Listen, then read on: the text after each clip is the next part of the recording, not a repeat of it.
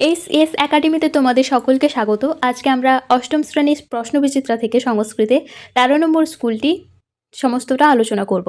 দেখো, প্রথমে রয়েছে সন্ধি বিচ্ছেদ করো। প্রথমের উত্তরটি হবে যদি যুক্ত এতৎ যুক্ত অভিমতম। তারপর রয়েছে প্রত্যহং, প্রতি যুক্ত অহং, বংশী বাদনম মকরত, বংশী যুক্ত বাদনম যুক্ত অকরত। তারপর বাক্য রচনা করতে দিয়েছে। প্রথমে রয়েছে মধুরং ফলং মধুরং ভবতি পিবন্তি বালকা জলং পিবন্তি। ৩ দাগে প্রকৃতি প্রত্যয় নির্ণয় করতে দিয়েছে। অতিক্রান্তা অতি যুক্ত ক্রম, গৃহীতা গ্রহ যুক্ত তা। ৪ দাগে বাংলায় বঙ্গানুবাদ করতে দিয়েছে। নন্দরাজ যাত্রা গোপ আসিত, নন্দরাজ জন্মসূত্রে একজন গোপও ছিলেন।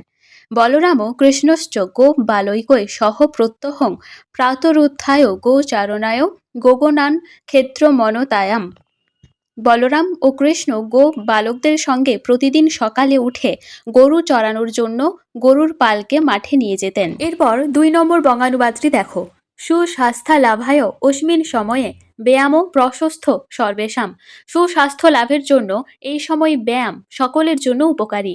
অথ বিশ্রামাৎ পরং লঘু ভোজনং চ বিহিতং শরীরস্য পুষ্টয়ে। তারপর বিশ্রামের পর হালকা খাবার গ্রহণ শরীরের পুষ্টির জন্য বিধেয়। ৬ নম্বরে রয়েছে শব্দরূপ ও ধাতুরূপ লেখো। পতি শব্দের সপ্তমীর একবচন পত্ত, সখী শব্দের দ্বিতীয়ার বহুবচন সখিন, সুধী শব্দের ষষ্ঠীর বহুবচন সুধিয়াম, সেব ধাতুর ঋট উত্তরপুরুষ দ্বিবচন সেবী সাবহে, দৃশ ধাতুর ঋট মধ্যমপুরুষ বহুবচন দ্রক্ষথ, পা ধাতুর বিধিলিং প্রথম পুরুষ দ্বিবচন পিবেতাম। তোমাদের সংস্কৃতের আগের সমস্ত পেজগুলি আমি কমেন্ট বক্সে লিঙ্ক দিয়ে দিচ্ছি, তোমরা চাইলে সমস্তটা দেখে নিতে পারো। আর যদি ক্লাসগুলি তোমাদের ভালো লাগে তাহলে লাইক করো, সাবস্ক্রাইব করো, কমেন্ট করো এবং বন্ধুদের সাথে শেয়ার করো।